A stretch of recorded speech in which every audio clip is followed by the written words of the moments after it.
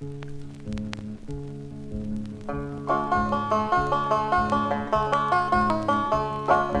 Kent I hear there lately did dwell Long George, a yeoman by trade, plump, lively, and young, brisk, jolly, and strong, who fugled the parson's fine maid, and her roughed-em, frizzled-em mag, and her hey, rump, frizzled-em dee. Her rouse about, tows about, seek all the house about, under the bed was he. It once fell out on a moonshiny night, it seems his passion did move.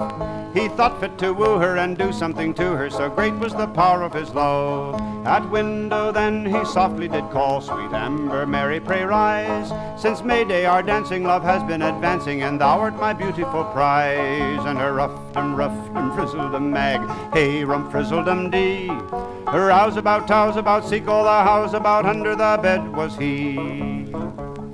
By George, she cries, these words are but toys, for master sleeps in his bed. The door it is locked, and I'm in my smock. Begone, there's no more to be said. The God of love says he wounded me, and bade me fly to thy arms. I must and I will this night have my fill, and taste of the luscious charms. And her roughed-em, frizzled-em mag, her hey, rump, frizzled-em dee. Her rouse about, tows about, seek all the house about, under the bed was he. Did love command, dear Georgie, thy hand, for then it can be no sin. He scrawling, she tugging, with hauling and lugging, through window at last he got in. They were so fierce they made the bed squeak, the parson heard them 'tis said, who marriage obeying and with his wife praying, found one did the same to his maid. And her roughed-em, frizzled-em mag, hey, rump, frizzled-em dee. Her rouse about, tows about, seek all the house about, under the bed was he. Then both soon rose, but Georgie was gone, who heard the noise that they made. That they might not find him and otherwise bind him, he screwed himself under the bed. But 'twould not do, the wife found him out, brown bum blazed under the bed. Oh, Mary, she swore, God's oons, you're a whore, and soon you in jail shall be laid. And her roughed-em, frizzled-em mag, hey, rump, frizzled-em dee. Rouse about, tows about, seek all the house about, under the bed was he. The parson cries, you wicked, you dong, how durst you do such a folly? For to save strife I may preach to my wife, I sometimes sing anthems with Molly.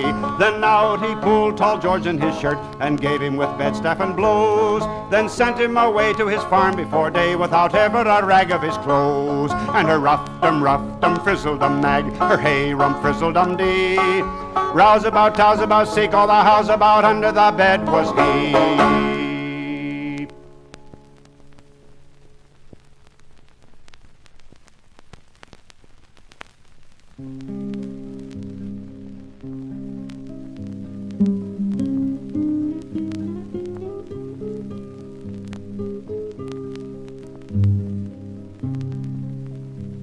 A shepherd sat 'neath a tree one day, and as the shadows grew more long, pulled out his pipe and began to play, and sweet and merry was his song.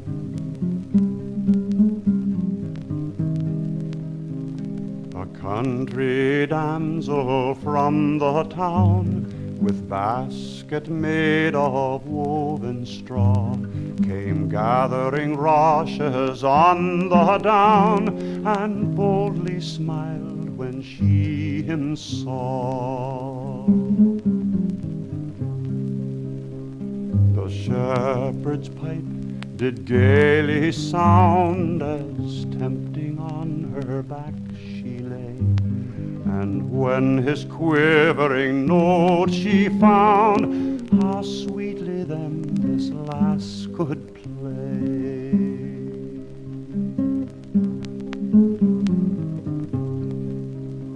She ne'er so much as blushed at all, so sweetly played her shepherd swain, but ere anon to him she'd call, to play her another double strain.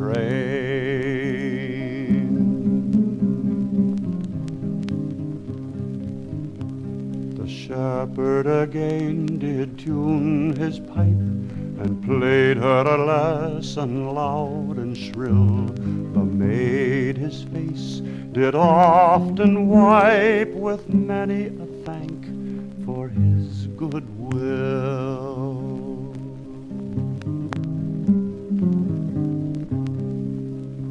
She said, I ne'er was so pleased before, and this is the first that I knew thee.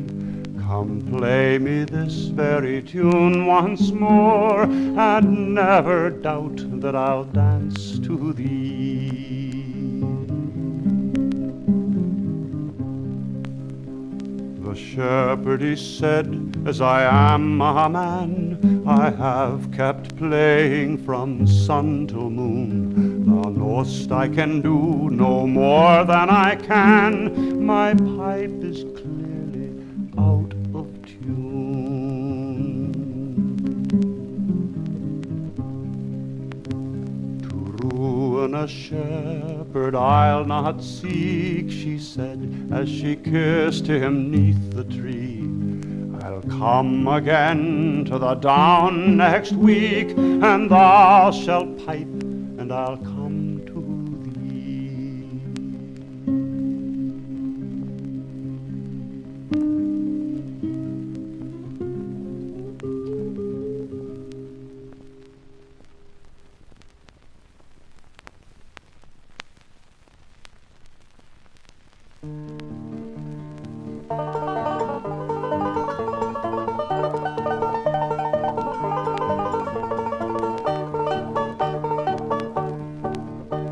It was a lady of the north, she loved a gentleman, and knew not well what course to take to use him now and then. Wherefore she writ a letter and sealed it with her hand, and bid him be a tinker to mend both pot and pan, with a hey-ho derry down, with a hey-ho derry down. When he came to the lady's house, he knocked at the gate. Then answered this lady gay, who knocketh there so late? 'Tis I, madam, the tinker said, I work for golden fee. If you have broken pots or pans, come bring them all to me, with the hey-ho derry down, with the hey-ho derry down. But when the lady knew his face, she then began to wink. Haste, lusty butler, then quoth she, to fetch the man some drink. Give him such meat as we do eat, and drink as we do use. It is not for a tinker's trade good liquor to refuse, with the hey-ho derry down, with the hey-ho derry down. But when that he had eaten, drunk, the truth of all is so, the lady took him by the sleeve, her work to him to show. Let up thy tools, tinker, quoth she, and see there be none lost, and mend my kettle handsomely, whate'er it doth me cost, with the hey-ho derry down, with the hey-ho derry down. Your work, madam, shall be well done, but to my fee now hark. For every nail that I do drive, you shall give me a mark.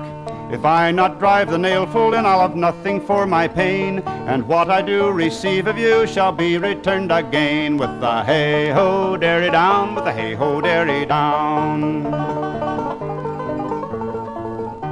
At last he came into the room where he the work should do. The lady lay down on the bed, so did the tinker too. Although the tinker knocked amain, the lady was not offended, and before that she rose from the bed, her cauldron was well mended, with the hey-ho derry down, with the hey-ho derry down. But when his work was at an end, which he did in the dark, she put her hand into her purse and gave him 20 mark.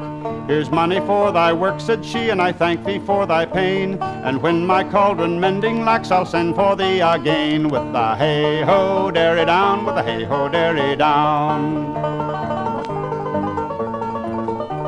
The tinker, he was well content for that which he had done, so took his budget on his back, and quickly he was gone. The lady to her husband went, "Oh my dear lord," quoth she, "I've had the bravest tinker that ever you did see, with the hey-ho derry down, with the hey-ho derry down."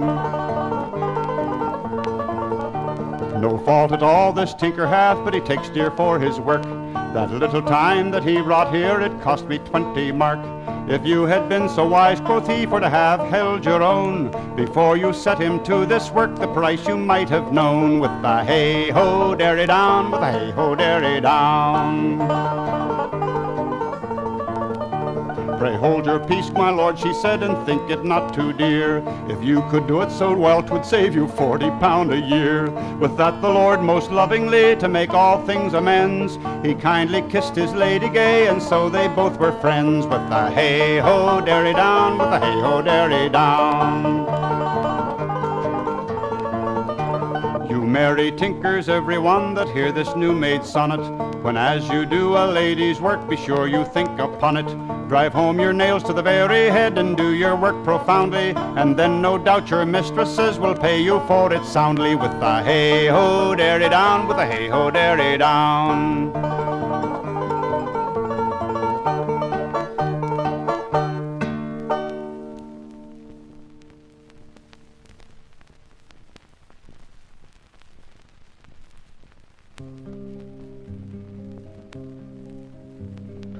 Charming Celia's arms I flew, and all night long I feasted. No god such pleasures ever knew, or mortal ever tasted.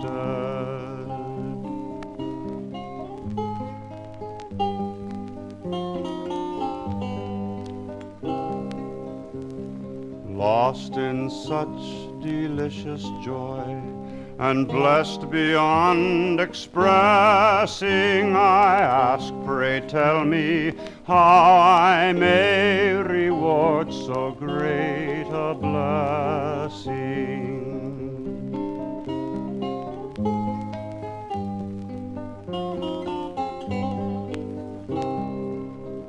The richest jewel, the brightest star, a mighty monarch's treasure, is all too poor a price by far to purchase so much pleasure.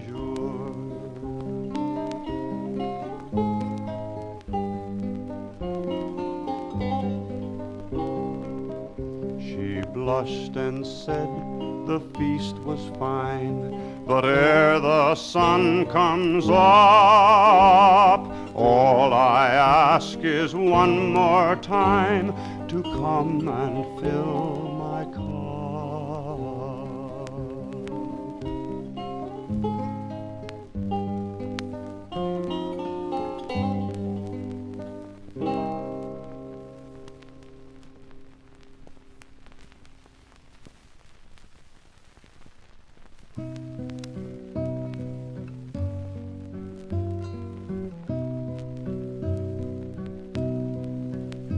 As I walked in the woods one evening of late, a lass was deploring her hapless estate.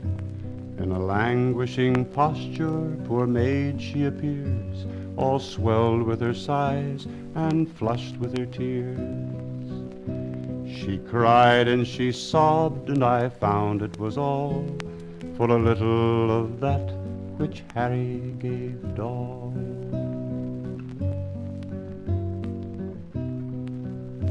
At last she broke out, wretched she said, will not youth come succor a languishing maid, with what he with ease and pleasure may give, without which, alas, poor I cannot live. Shall I never leave sighing and crying and call for a little of that which Harry gave Doll?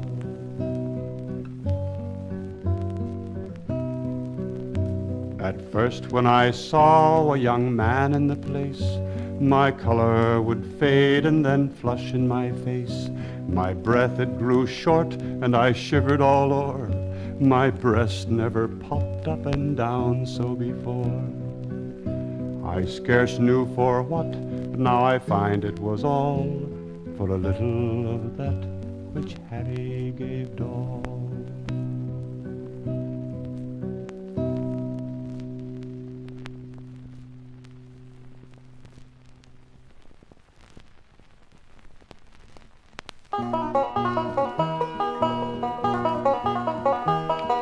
A jolly young grocer of London town fell deeply in love with a maid.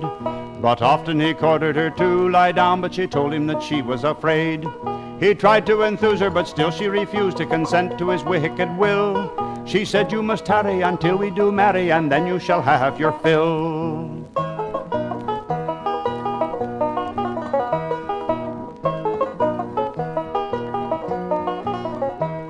And so it did seem that he could not obtain the blessings that he pursued. For though he had tried again and again, she vowed that she would not be lewd. At last he submitted, and thus he permitted the parson to enter the door. He knew not his bride had been tested and tried by one that she loved before.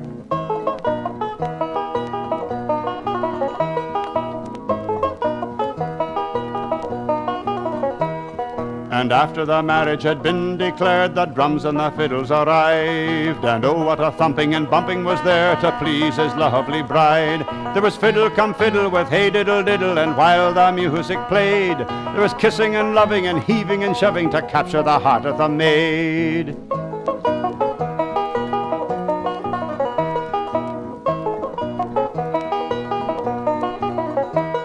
But ere 3 months had passed away, a thumping baby was born. "Confound you," he was heard to say with bitterness and scorn. "You're a strumpet," cries he, "you're a cuckold," cries she, and finding himself betrayed, there was hitting and fighting and spitting and biting, his jewel had proved a jade.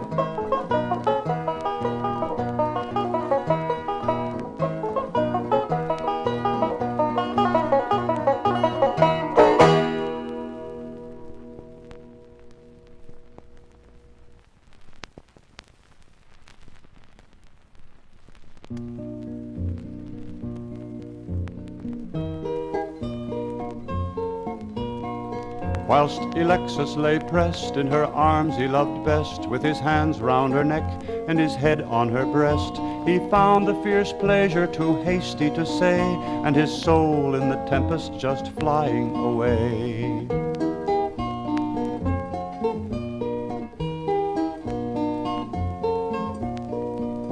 When Celia saw this, with a sigh and a kiss, she cried, "Oh, my dear, I am robbed of my bliss. 'Tis unkind to your love and unfaithfully done to leave me behind you and die all alone."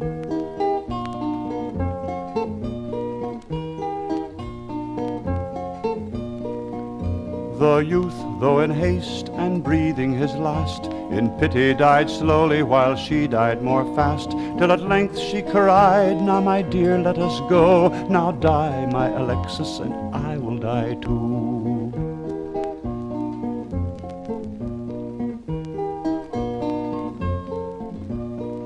Thus entranced they did lie, till Alexis did try to recover new breath, that again he might die. Then often they tried, but the more they did so, the nymph died more quick and the shepherd more slow.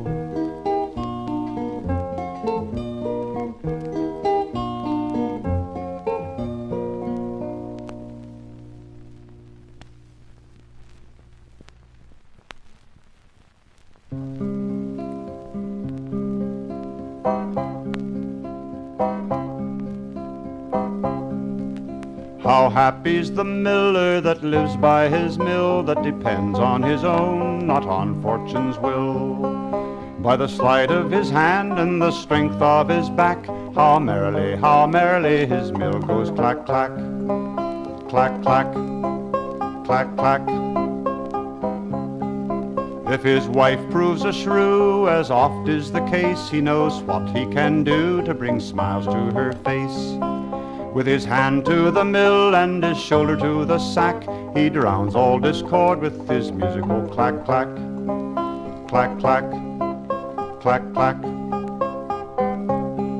O'er your wives and your daughters he often prevails, as he grinds at his mill, the method ne'er fails. While the hoyden so willingly he lays on her back, all the while it goes in, the stones cry clack, clack, clack, clack, clack, clack, clack, clack, clack, clack, clack, clack, clack, clack, clack, clack, clack, clack.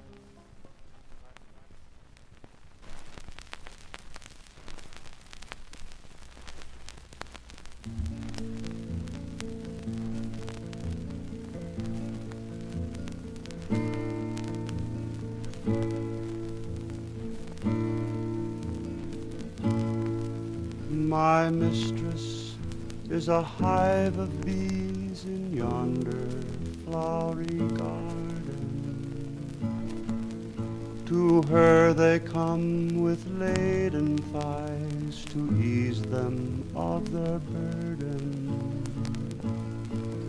As under the beehive lieth the wax, and under the wax is honey, so under her waist her belly is placed, and under that her coney.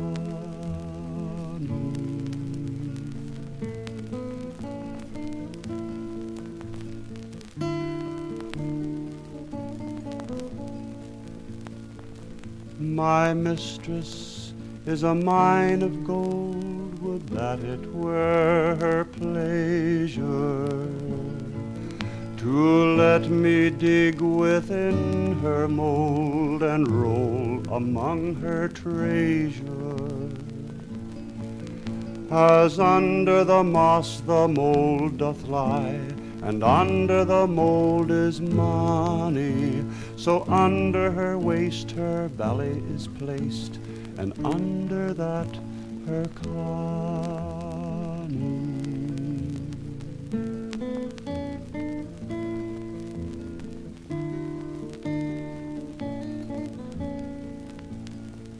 My mistress is a morn of May, which drops of dew down stiller, where'er she goes to sport and play, the dew down sweetly trilleth. As under the sun the mist doth lie, so under the mist is sunny, so under her waist her belly is placed, and under that her coney.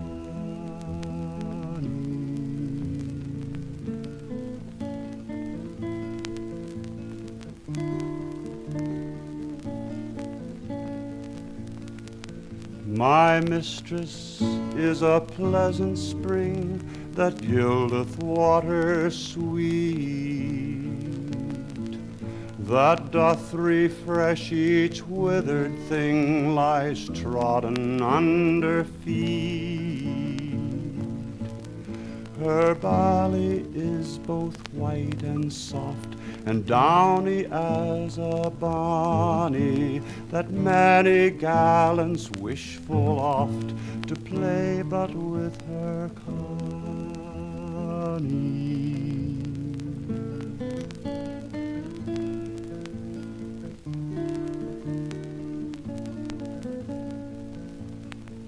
My mistress hath the magic sprays, of late she takes such pain that she can pleasing spirits raise and lay them down again. Such power hath my tripping doe, my pretty little Bonnie, that many would their lives forego to play but with her coney.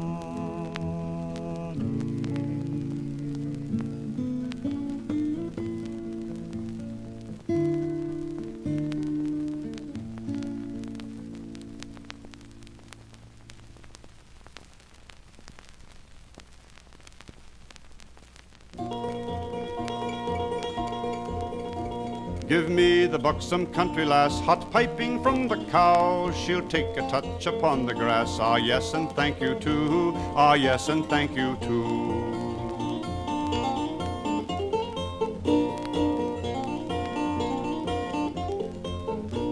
Her color fresh as a rose in June, her temper as a dove. She'll please the swain with a wholesome tune, and freely give her love, and freely give her love.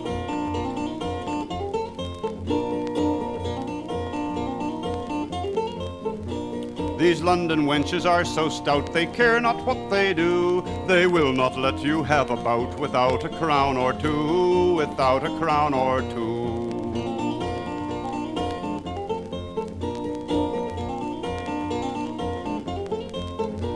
They double their chaps and curl their locks, their breaths perfume they do, their tails are peppered with the pox, and that you're welcome to, and that you're welcome to.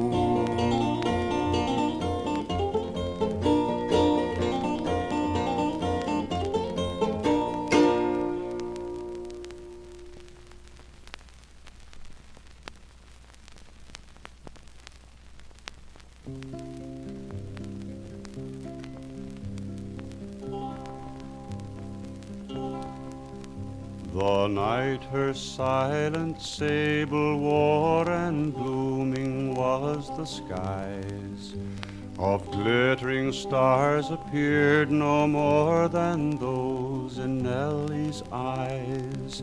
When at her father's gate I knocked, where I had often been, shrouded only in her smock, she rose to let me in.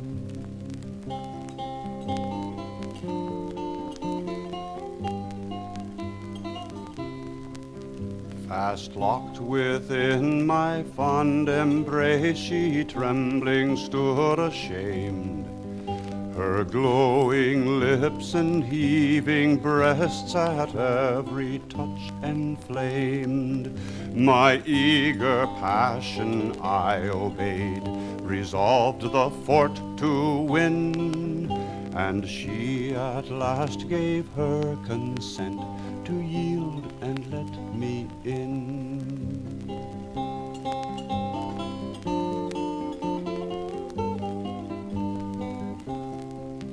Oh, then what bliss beyond compare, I knew no greater joy.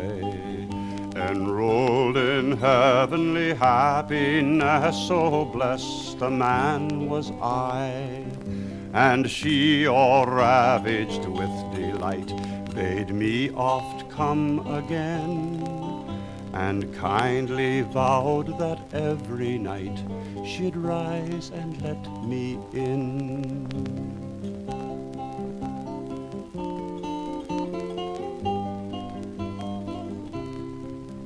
But at last she proved with child and sat both sad and dull, and I, who was as much concerned, looked just then like a fool.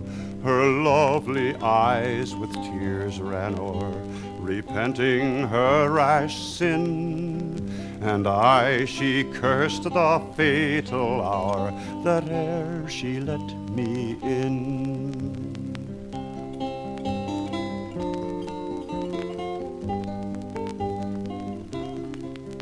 But who could from such beauty go, or yet from Nellie part?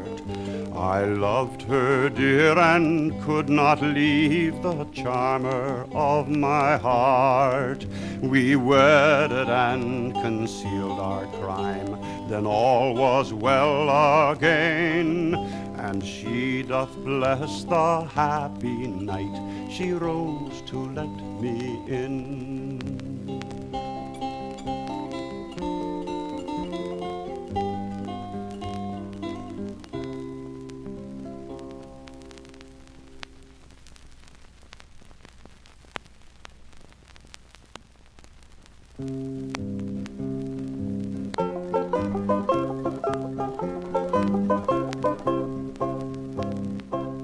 In our country and in your country, where rufflers they were a-raking, the rarest pastime that ever you see was when haycocks they were a-making. A-making was when haycocks they were a-making.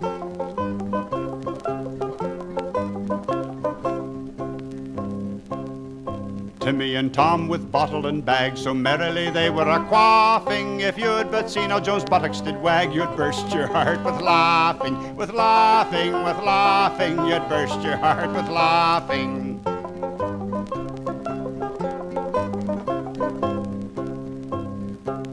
On another haycock was Vulcan the smith, with Dolly that come from the dairy. She thought that his back was so full of pith, which made her so willing to tarry, to tarry, to tarry, which made her so willing to tarry.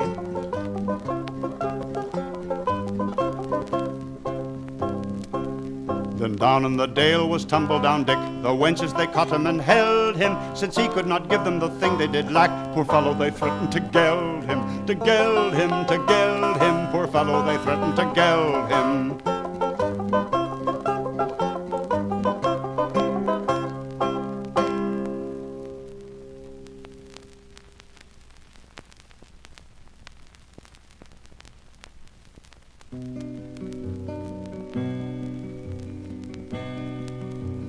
Pillicock came to my lady's toe, and there the rascal began to go. Had he feet, I marry, had he, and did he go, I marry, did he. So bolt upright and ready to fight, and Pillicock he lay there all night.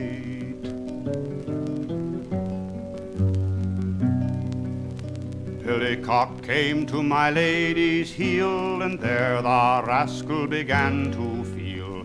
Had he hands, I marry, had he, and did he feel, I marry, did he. So bolt upright and ready to fight, and Pillicock he lay there all night.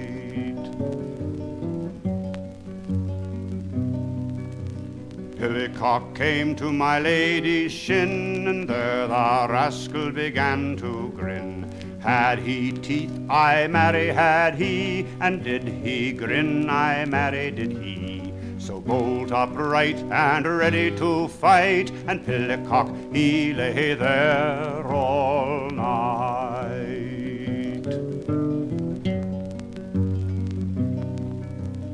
Pillicock came to my lady's knee, and there the rascal began to see. Had he eyes, I marry, had he, and did he see, I marry, did he. So bolt upright and ready to fight, and Pillicock he lay there all night. Pillicock came to my lady's thigh, and there the rascal began to fly. Had he wings, I marry, had he, and did he fly, I marry, did he. So bolt upright and ready to fight, and Pillicock he lay there all night.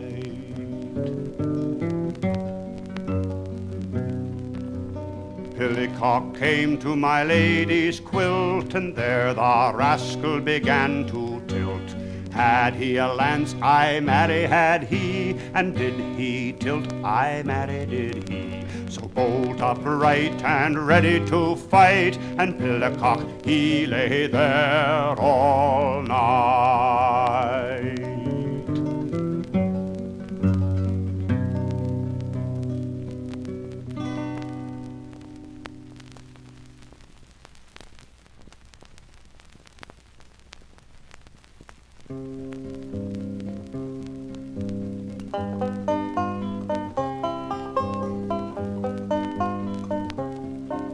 When Flora had on her new gown, oh, and each pretty flower was blown, oh, ere the scythe cut the grass, I met a sweet lass, and there in the green we lay down, oh.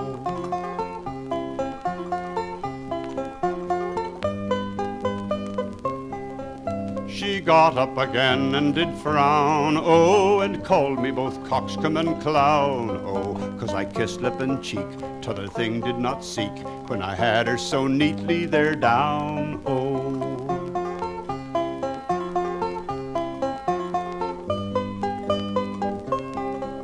Twixt anger and shame then a blush, oh, came over my face with a flush, oh.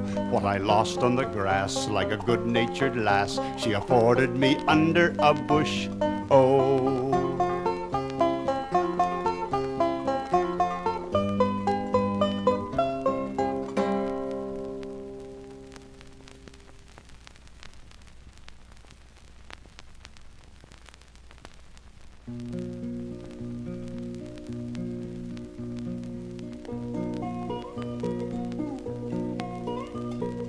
A maid sat by her spinning wheel, a bonny lad there passed her by. She looked him more and liked him weel.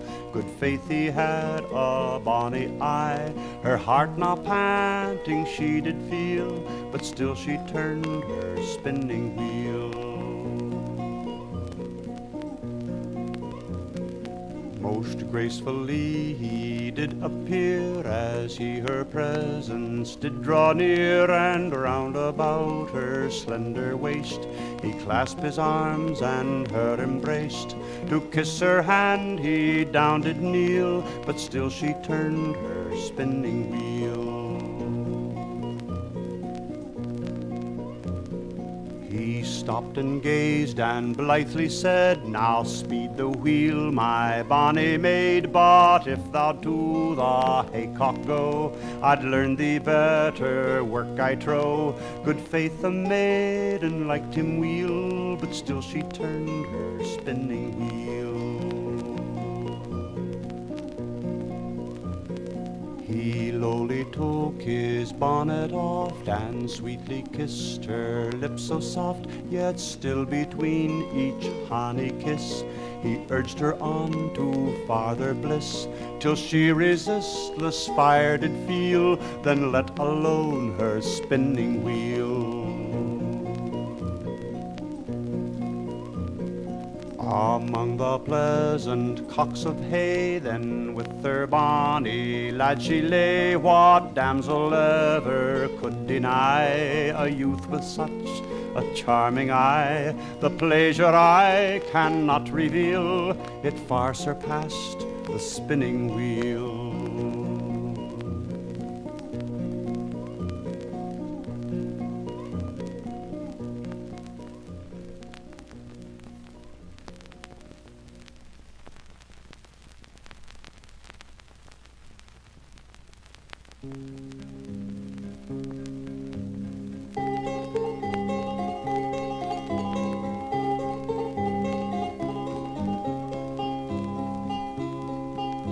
Papilio the rich, in the hurry of love, resolving to wed to fair Arabelle drove. He made his proposals, he begged she would fix. What maid could say no to a new coach and six?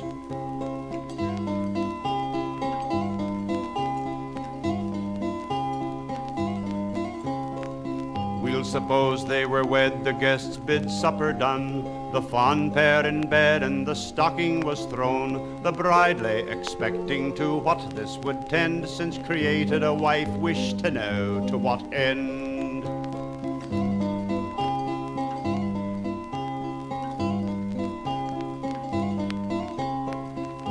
On the wedding bed soft the wedded pair rests, the bridegroom's lips stopped on love's pillows her breasts. All amazement impassive, the lady so fair, with a sigh seemed to prompt him, "Don't stay too long there."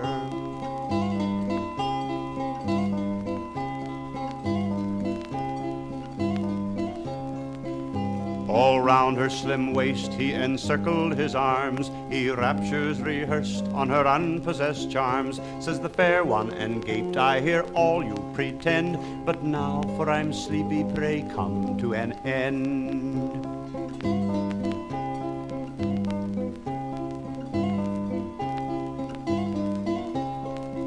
"My love ne'er shall end," Papilio replied, but still unattempting lay stretched at her side. She moved as if something she meant to defend, but found out at last it was all to no end.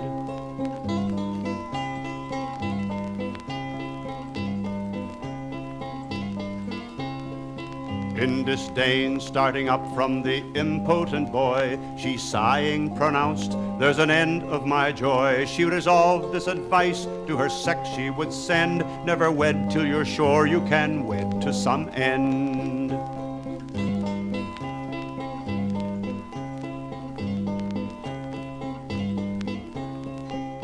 The end of our wishes, the end of our wives, the end of our loves and the end of our lives, the end of conjunction twixt mistress and male, though the head may design has its end in the tail.